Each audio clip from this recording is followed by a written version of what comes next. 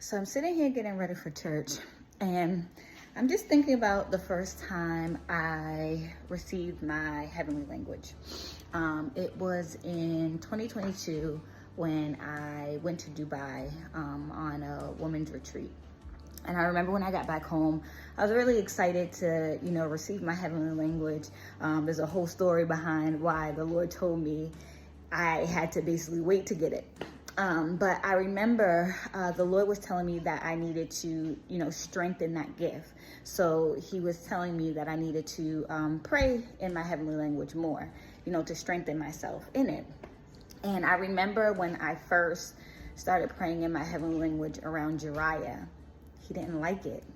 And I was so scared to actually pray around him because I was like, God, you gave me my heavenly language. I was like, but Jariah, he doesn't like it. And my mind, honestly, I've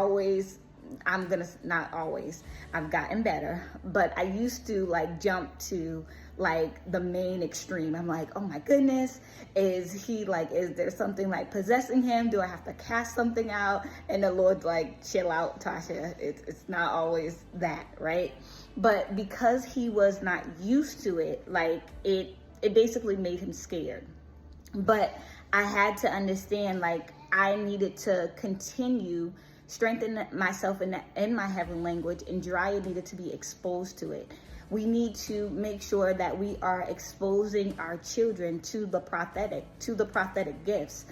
So when I was practicing, praying in my heavenly language more, Jariah then started to get comfortable.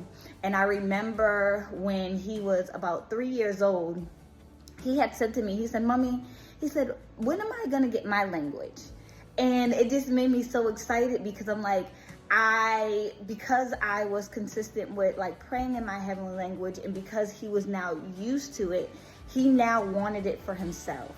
So I don't know who this is for, but expose your children to the prophetic, because the first thing the enemy wants to do is put fear into our children. Think about ourselves when we were younger, when we seen certain things happen, the first thing that would come upon us is fear.